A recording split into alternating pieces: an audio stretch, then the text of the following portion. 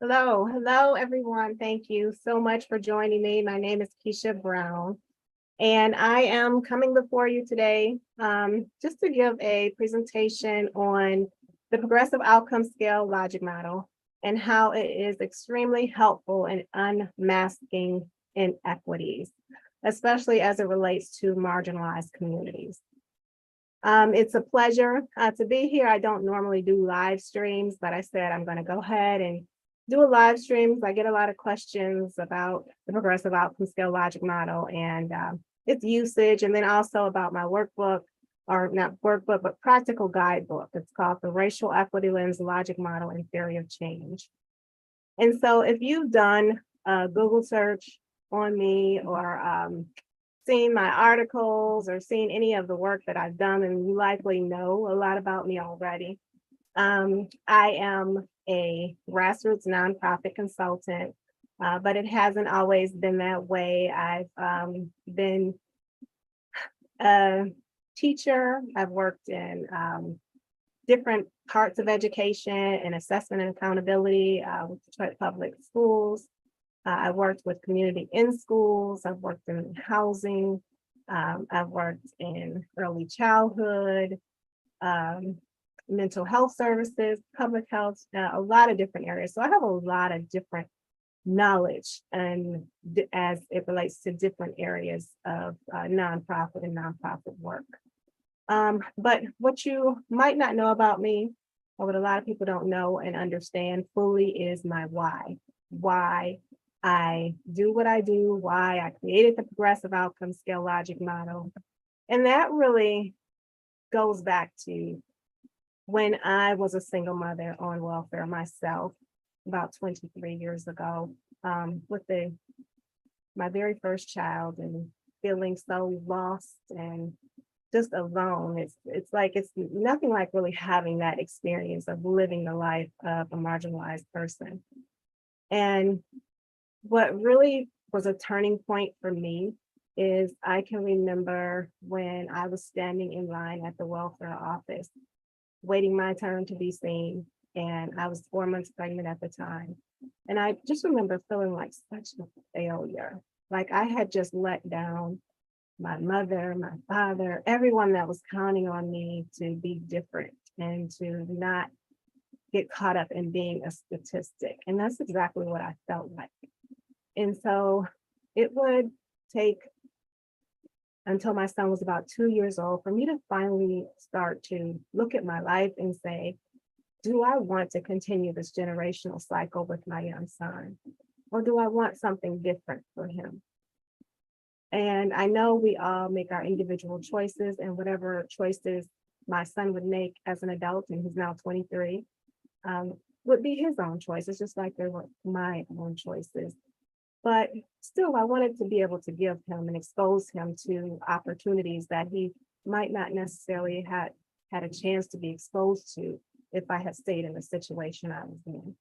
So I made a decision to make a change. I enrolled in college, didn't have a babysitter at the time to watch my son while I attended school. So thank God at that time, online college was becoming more and more popular. And I was able to get a bachelor's degree from Cleary University, continued on to Central Michigan University, and got a master's degree in public administration. And from there, I just took off. I started working with nonprofits, helping them to develop programs that would help people to come out of generational cycles of poverty. Those included housing programs, job training programs, you name it. And thus my reason for all the different various areas. I just really wanted to be as much help as I could in all of those areas. But for several years, I felt so guilty for just following along with the status quo of implementing programs and delivering programs to marginalized communities. And when I say the status quo, I'm just saying where, as nonprofit professionals, we oftentimes have a tendency to develop the programs out of what we think or believe that the people we're servicing need, and not really out of what we know they need, because we've heard it from them.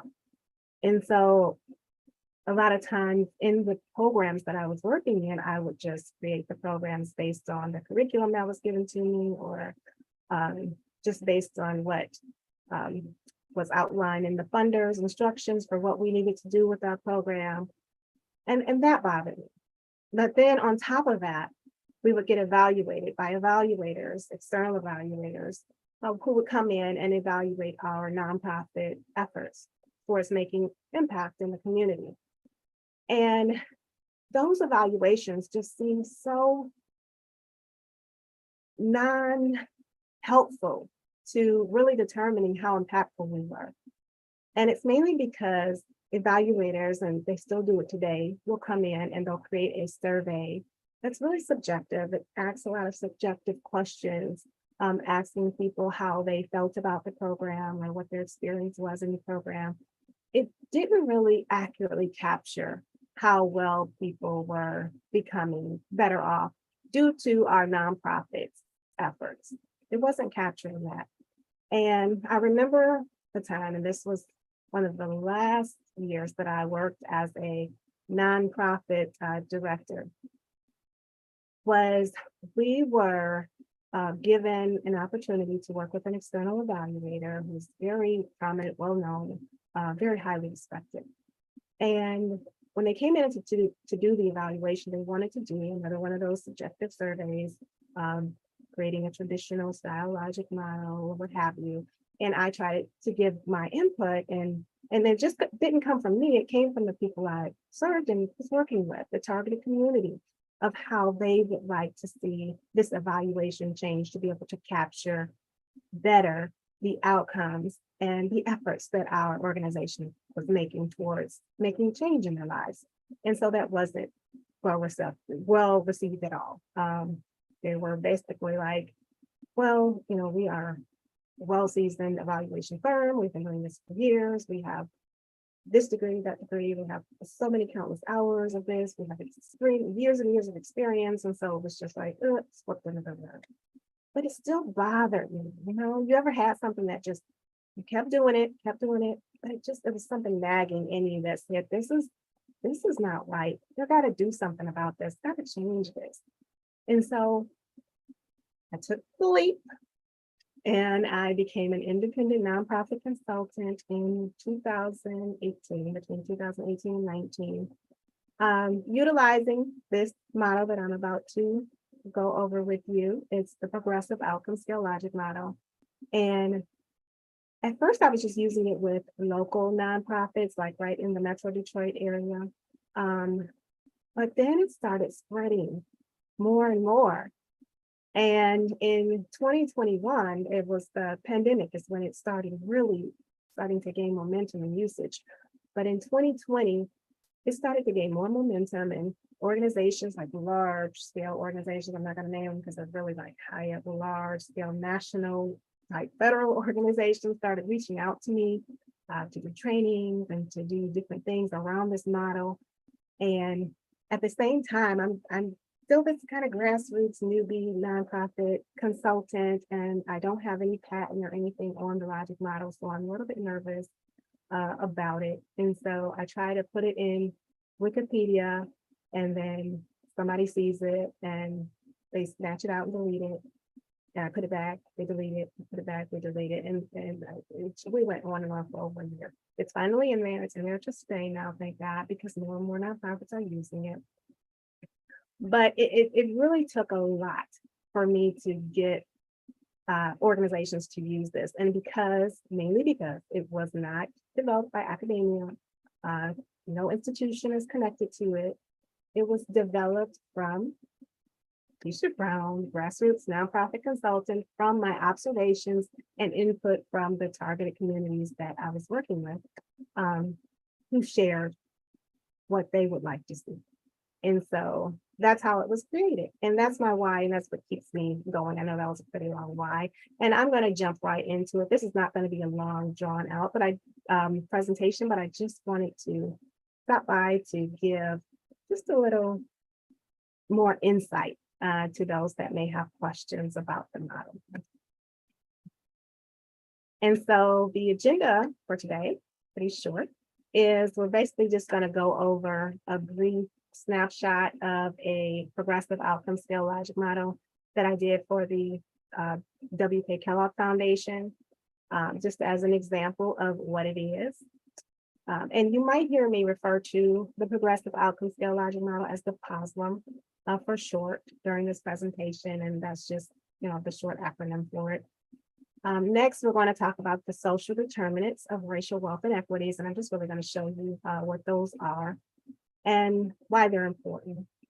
Then we're going to talk about assumptions and why those are really important and how I use assumptions in the progressive outcome scale logic model and how I use it with my clients and help them to really hone in on what their assumptions are and get that into the forefront and use that as they're building out their logic model.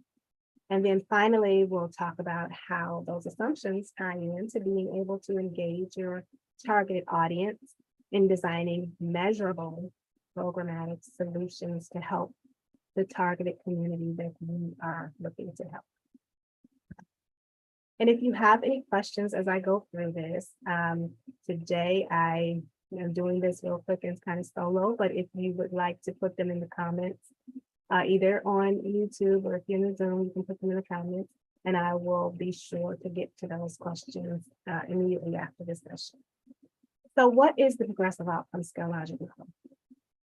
This is a very quick kind of snapshot. Now, this is not the whole logic model in itself. There are several pages to the logic model, and I'll explain why in just a moment. But first, I just want to kind of go over like what's the main difference between the POSLM and the traditional style of logic model. The main difference is the short, intermediate, and long-term outcomes are measured progressively. So they're measured in stages, and they go by the number of indicators that are attained in each stage. So you can see the stage key right above here. It is for stage 1, for example, less than 70% of performance indicators are accomplished. In stage 2, 70 to 90% of performance indicators are accomplished. Stage 3 is 90% to 100% of performance indicators are accomplished. And so you might be wondering, well, what performance indicators are you speaking of, Quisha? Well, that's a great question. So the performance indicators that I'm referring to are indicators that are actually developed and derived directly from input from the community that you're targeting, and what they have shared needs to be changed or needs to be learned as it appears from their perspective. So it's very culturally responsive in the fact that it includes community voice immediately right from the start. So it's uplifting the community voice in the work and in the solutions that you are wanting to do with your program. For the Kellogg Foundation, they had their own categories and key areas of focus that were already identified. And so usually, like in the Racial Equity Lens and Logic Model Guidebook, racial equity, I'm sorry, the practical guidebook that I developed, usually the categories follow along the social determinants of racial wealth. So you'll have economic stability, you'll have physical environment, you'll have nutrition as your categories, but they are customizable and it's based on the individual industry that you are working with. So if you are working with food, mainly green spaces or parks, then those categories would depend on the work that you are really focused in. And it's really important to identify those for the POSLM because it helps to keep your work focused at all times. So for the key focus areas here, they had under employment equity, it was job access, policy and systems change, and enterprise development. And all of that was under an economic stability. And so then the intended impact by area, just want to explain to you what that is. So that is the visual impact that you are hoping to see as a result of reaching stage 3. So once all of the indicators have been accomplished, or most of them, 90 to 100% of them have been accomplished at stage 3, then this is the intended visual impact that you expect to see. And then over on the far right, you'll see a very succinct theory of change. And this just gives the logical reasoning behind how this logic model, what is the theory behind it of how it's going to bring about change. And so basically, the theory of change just states that if you can work together with the community to develop indicators that are targeted, measurable, and based on things that really truly need to change as they see it, then it would be a lot easier, basically, to measure your outcomes and really know that you're making impact and change, even if it is progressively. And so that's the best type of change that happens is when you have a progressive type of change. It's not going to happen overnight, but it's really good to capture that, your progressive changes and short wins over time, because it helps to build out a narrative of impact. And that's what a lot of evaluators and nonprofit corporations struggle to do. And so this is a lot, right? Well, we're not going to cover all of this. This is the second page, actually, from the economic stability logic model that I did for Kellogg. And I just want to show you this, just to show you the indicators. So if you can draw your attention to about the 4th column over where it says recommended performance indicators, AKA programmatic interventions. These are the indicators that were identified based on conversations that I had with a group of people from the targeted community. And so when I say conversation, I like to have conversations with the targeted community. And I strongly recommend that nonprofits do this in a way that's really kind of intimate and not really formal, but is a space that allows them to feel free to share their desires of what they need, of what they want to see change, of what they're frustrated with, of what is not working, of sharing ideas of what can work or what do they recommend, and really being open to sharing that. And so when people are sharing that, I usually record those groups and those sessions so that I can go back and go over it and really look at and think about, okay, what are the possible systems change or policy change or some of the things that we can implement in our programs type change or implementations that we can do to help address these things that are being brought up. And so that's very, very important to make sure you're including and really hearing what people are saying, not just having them fill out a survey. Needs assessment surveys and everything are good, but there's nothing quite like hearing that from people. And because a lot of times as you're talking, different things come to mind and they start thinking of different things. And so it's always good to include the community with that. You'll see other various areas here as far as the iSmart outcomes. Those are covered in my practical guidebook as well. But those are, you've heard of the SMART goals or SMART outcomes. So it's just with the I added for impact to show that these are goals or outcomes that have the potential to create impact. Another benefit of the progressive outcome scale logic model is that it allows organizations to progressively monitor their work and their efforts in the community as they're servicing families and people. These are evaluation questions that are just kind of naturally occurring organically as organizations are working through attempting to accomplish all of the indicators that they have developed. And I'm going to get into in a moment how those indicate, like the process, what the process for developing those indicators look like. But first, I just want to show you that there's always a story to tell as you're reaching each stage within the progressive outcome scale logic model. So as either people reach stage 1 or organizations reach stage 1 as they implement process indicators, or if you're working on performance indicators that pertain to the individual person, as each stage is reached, there's always questions that you can ask yourself to make sure that you're on the right track and to see if there's any challenges or issues that are coming up that need to be addressed.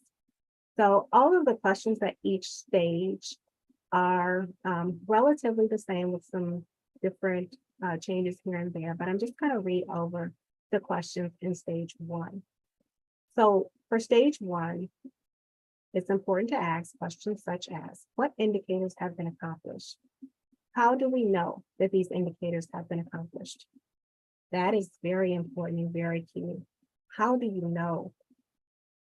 You can say that they've been accomplished, but an evaluator, a funder, your stakeholders, they're going to want to know, well, how do you know this information? And so it's very important to create some type of way, once you identify those indicators, to discuss and talk about ways for tracking that to make sure that those indicators are actually accomplished.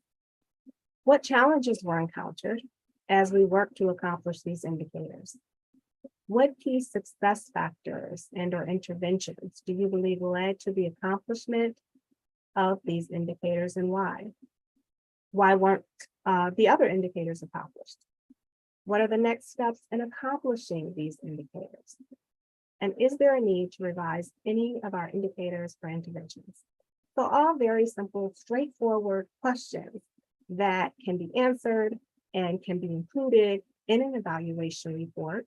And it helps to really track your progress. It helps to track your challenges, track your successes, and it helps to make it where programs, especially programs that are new, are easily duplicated, in other areas and scaled in other cities and other localities.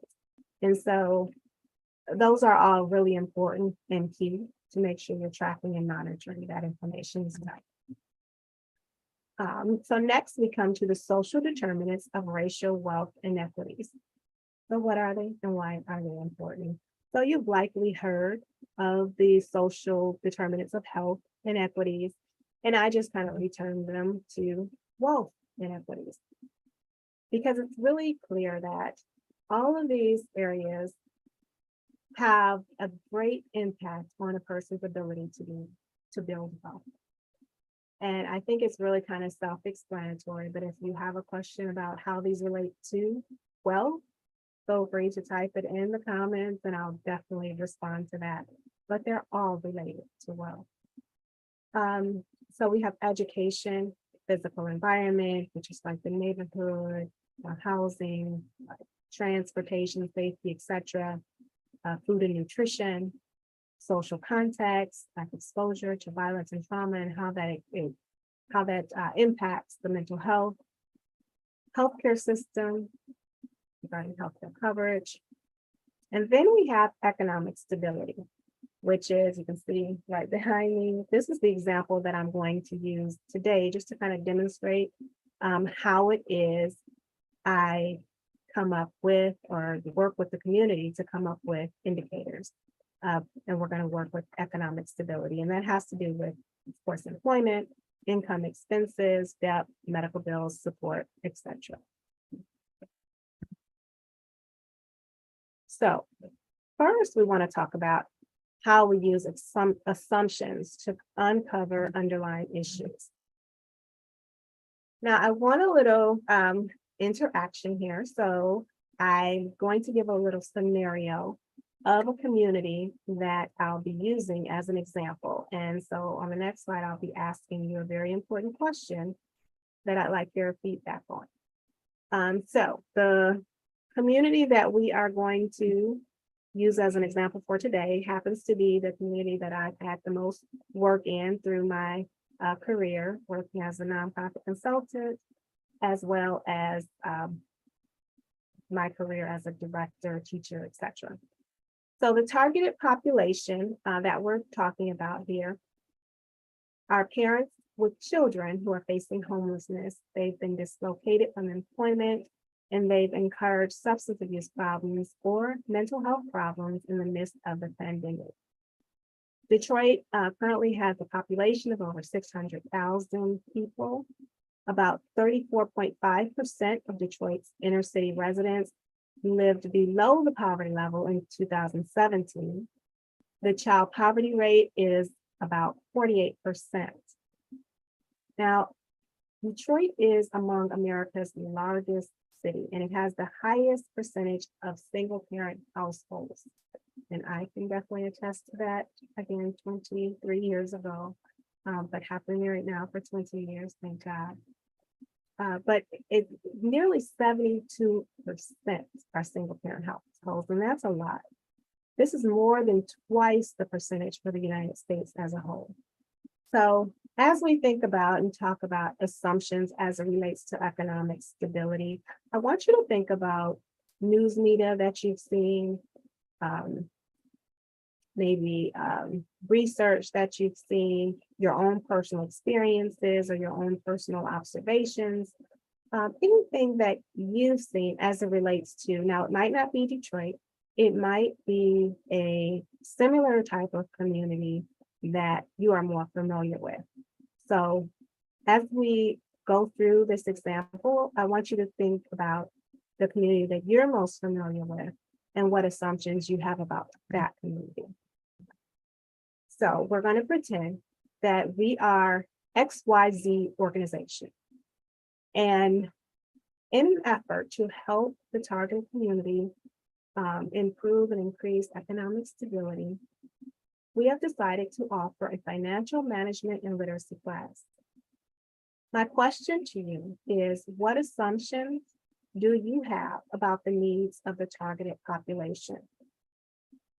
What assumptions do you have about the needs of the targeted population? And you can just put that in Zoom. If you're watching on YouTube, replay or live right now, then you can put it in the comments in Zoom.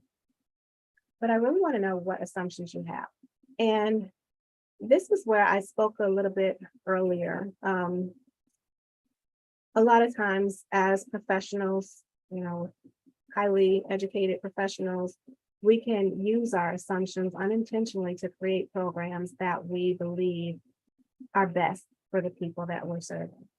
And really and truly, the only people who know best about what they need is the people themselves. And so I'm going to show you a little way of how you can get that information from them. And we do this even with our children sometimes when they become adults, and I'm sure all of us have been an adult child ourselves. And our parents may have thought they knew what was best for us and what choices we should make and what we should do. But ultimately, we knew what was best at that time and moment. So I want to give you an example. I want to give you my example of an assumption. And so my example of an assumption would be that many people don't have an active bank account through a traditional FDIC insured bank. So that's my assumption.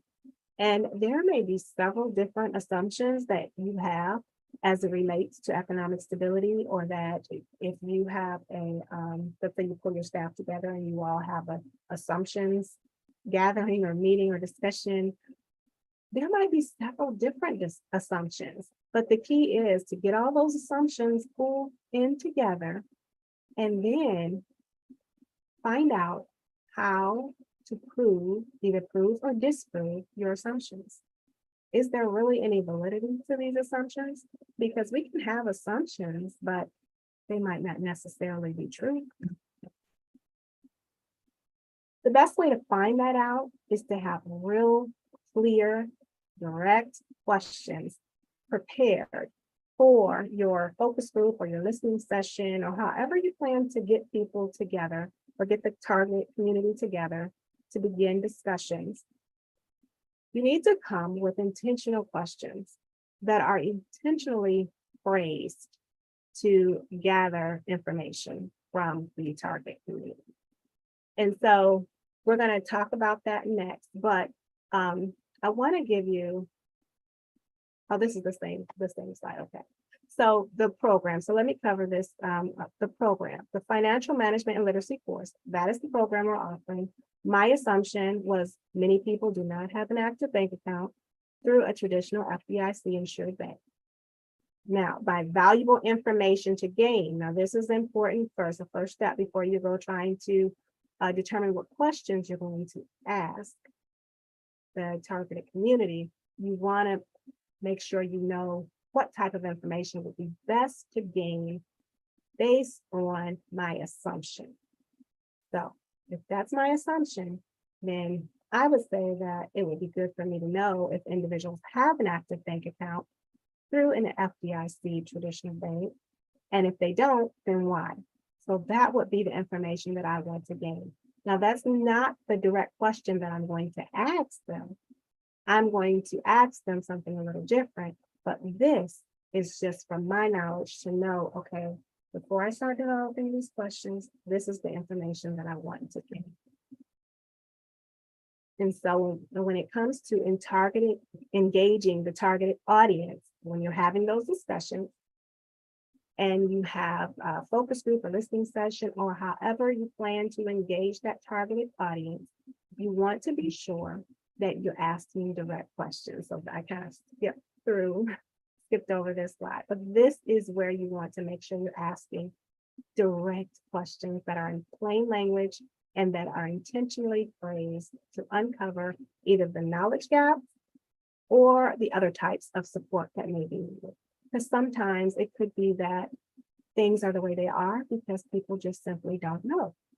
And so we've seen that a lot down through history with different things and issues, and you can read some of that in my practical guidebook.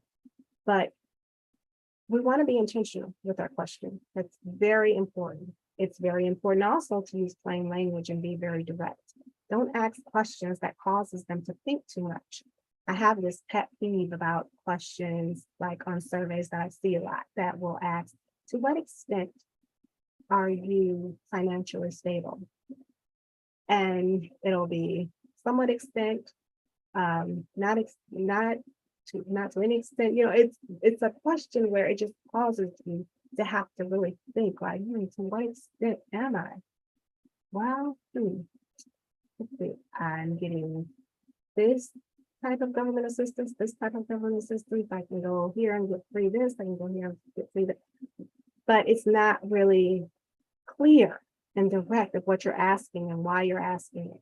Thus, why it's important for you to understand what information do you want to gain first before you go developing your questions. And then you also want to make sure that they are open-ended questions whenever appropriate. So it's nothing wrong with the short-ended yes or no questions, and I'll show you in a moment.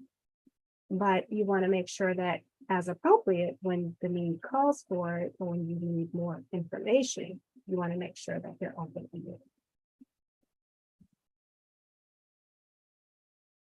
And so next we come to being able to transform the feedback that you receive from the targeted community during those focus groups and during those listening sessions, how to transform those into key performance indicators that will be tracked in the progressive outcome scale logic model. And so for economic stability, this is my example question. Do you have an active savings account with a traditional bank? For example, Citizens Bank, etc., where you currently or where you regularly deposit cash into. Now, as we can see, the majority of folks said no, which is concerning. However, this doesn't give us enough information to help us create a strong key performance indicator. This is where a follow-up question would be very helpful in giving us the qualitative data that we need in order to build a stronger key performance indicator. And so in this next slide, you'll see where I did ask, and this is real information from a real focus group that I had, where I did ask a follow-up question, kept it plain, kept it simple. It was simply, if you answer no, please share why. And as I mentioned before, qualitative data can be really helpful. It's extremely helpful. I think it's one of the most best pieces of information data you can use because it helps to tell you the why. And if you don't understand the why, you're not going to be able to really help people in a way that will really show impact or change, because you have to understand why it's that way first. So that's important. You have to treat the underlying issue. Now, as you are collecting this information, you might hear themes come up. And that's why I like doing focus groups too, because if you're collecting qualitative information, like on a survey that's written out, it's a little bit more cumbersome to have to go through all of that written data. But if you're in a group and you are actually talking with them verbally, you can hear these things come up. And so these really shocked me. I mean, these responses, and I'll tell you why. All through, when I was working in the nonprofit industry as a staff member, employee, I would hear all the time that people in marginalized communities that we're serving don't have active bank accounts because they don't have access to a bank. They don't know where the banks are. And I did not hear that come up, not one time during this conversation with, it had to be 20 people there. I did not hear it come up at all. And there were from various neighborhoods. And I was like, well, and I had to ask the question. I said, well, what about, access? Is it because people don't have access? Do you think that could be a reason? And they said, no, just in unison. We know where the banks are. There's a bank over there. And then conversation started there. There's a bank over there. There's a bank near me. Yeah, I know where that bank is. Yeah, that wasn't the issue. And so that could have never been found out if there wasn't a conversation and a direct question and active listening and a plan to take what they're saying and do something with it. And the progressive outcome skill logic model really opens it up for all of that. So I want to go through a couple of these, or all of these, because they're all like really, really important and really applicable. So the reason why was, first of all, Cash App is easier, and it's no need for banks. I was like, oh my goodness. Okay, and they did not know, because I had to ask the question about the not their money not being insured, and what happens, if their money is, if there's a crash or something, they had no idea. And so that really helped me see that that's about the knowledge. Next one, I don't have enough money to save when I'm done paying bills and other stuff. I owe too many companies, and I'm afraid that my money will be taken from the bank by companies. And then finally, the bank gives such a little interest rate, it doesn't even seem worth it to me. And so these were all emerging themes that a lot of people tended to agree with, during this conversation. So it was worth noting.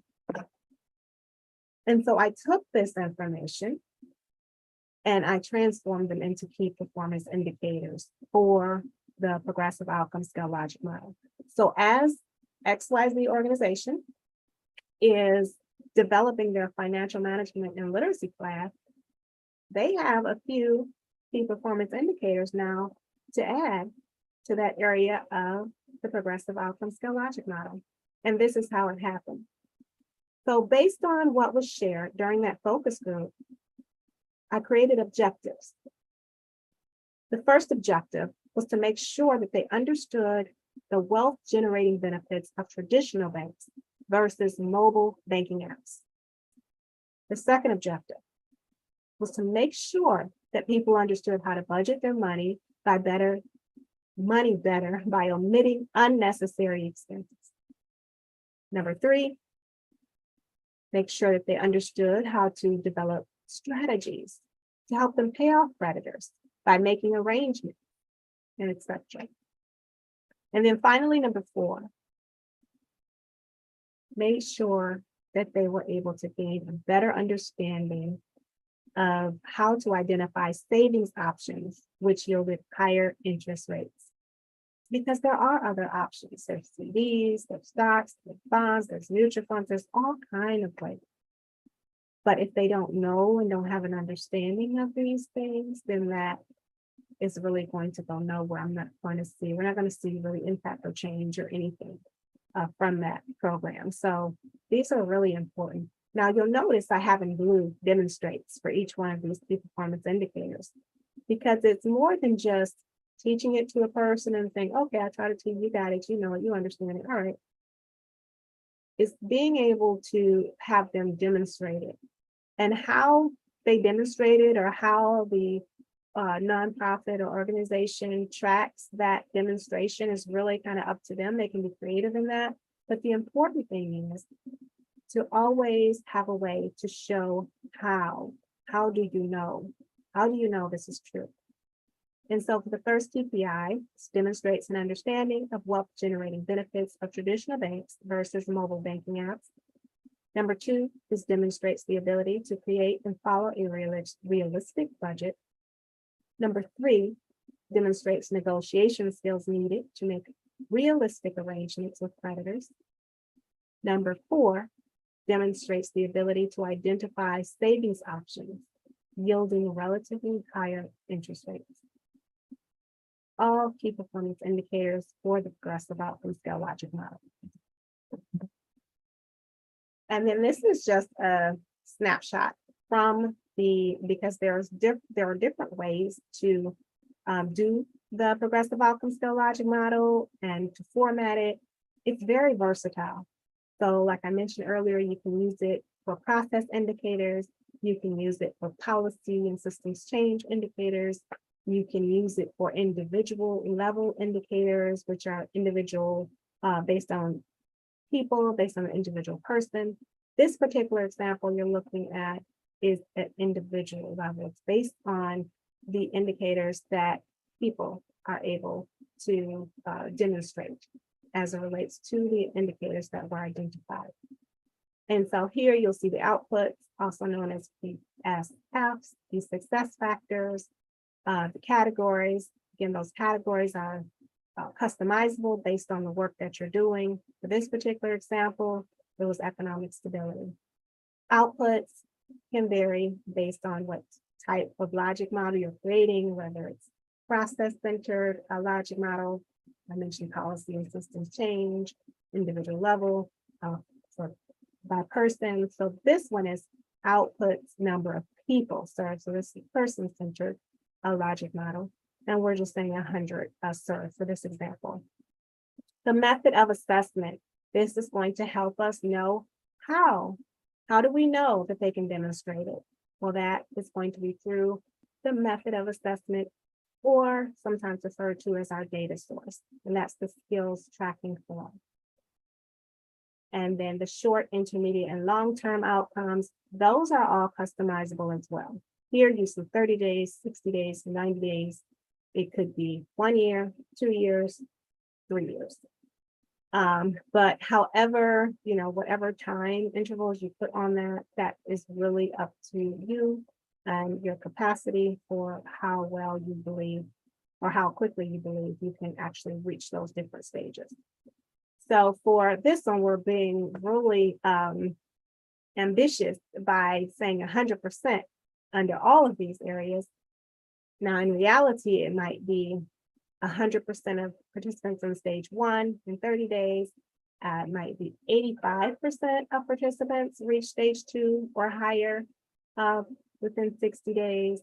Or if you're really, really ambitious, 100%, you can keep it at 100. And then for the final one here, 100% of participants reach stage 3 within 90 days. And so that is the progressive outcome scale logic model in a very brief, somewhat brief presentation. To learn more about the progressive outcome scale logic model, please consider getting my practical guidebook, Racial Equity Lens Logic Model and Theory of Change.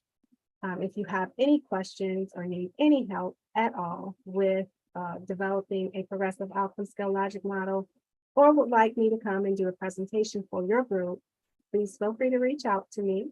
You can email support@humanisticare.com.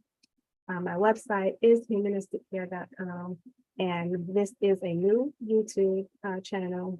This is my first live stream, and hope to have many, many more. And I hope you can join me, if not weekly, just whenever you can. And please feel free to subscribe to this channel so you can be made aware of all of the live streams that will happen weekly. Thank you so much for tuning in, and you have a great rest of your day. It was a pleasure.